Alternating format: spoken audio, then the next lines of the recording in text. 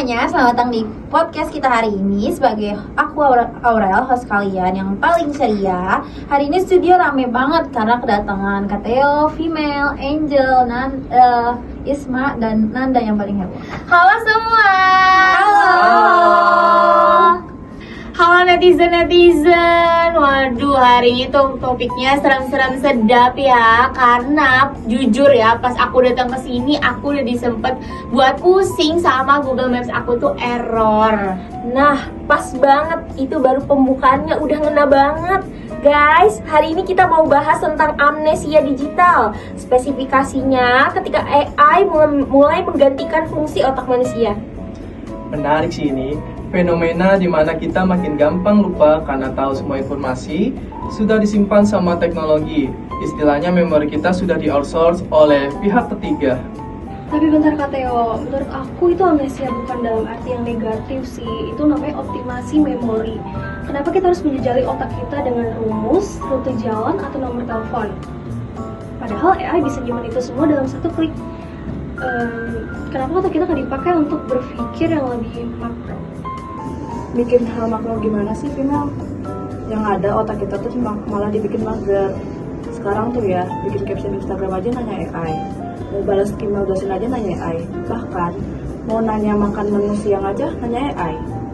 Lama-lama otak kita tuh malah bikin menyusut karena AI. Sumpah bener banget ya Kak Angel. Aku kemarin itu temen aku ulang tahun, aku malah tanya ChatGPT, tolong dong bantuin aku bikin ucapan yang estetik tapi terharu dan ada komedinya. Langsung kan dibuatin. Tapi pas ada hasilnya aku mikir, ini nih sebenarnya temenan aku apa AI sih?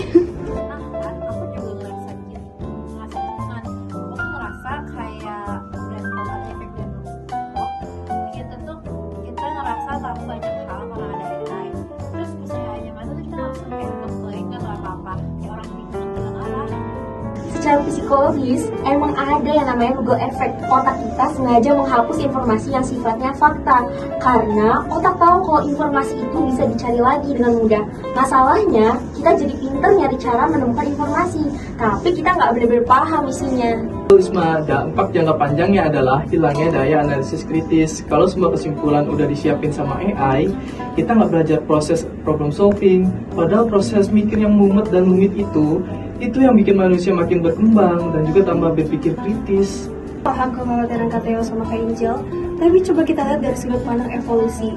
Dulu pas kalkulator ditemui, orang orang zaman dulu juga panik anak muda bakal bodoh matematika. Tapi nyatanya kalkulator malah ngebantu kita bikin teknologi yang lebih canggih karena hitungan dasarnya sudah dibantu. AI itu seperti kalkulator untuk membantu membuat ide. Tapi kalkulator aja nggak menentukan cara kamu bersikap atau mengambil keputusan rasional, Female. Sekarang orang galau aja nanya AI, bagaimana cara menghadapi pacar yang cuek. Hello, dimana nih empati manusia karena solusinya mengambil hasil algoritma. Bener banget nih Kak, nanti lama-lama kalau kita berantem sama pacar kita malah bilang, sayang bentar ya aku nanya ChatGPT dulu biar kita nggak berantem. Kan lucu ya Kak? Waduh, jangan sampai ya. Tapi emang dilema sih, di satu sisi otak kita kebantu banget sama AI, tapi di sisi lain kita jadi malas mikir. Maksudnya mungkin di mindful usage kali ya. AI dipakai sebagai asisten buat bantu ngedraft atau nyari referensi, tapi keputusan akhir, gaya bahasa dan logika berpikirnya tetap dari kita. Setuju sama Isma. Nah, dan jangan lupa buat sesekali ngelatih memori manual. Coba hafal nomor telepon orang rumah dan sesekali jalan gak usah pakai maps kalau memang udah sering lewat situ, biar otak kita tuh nggak manja.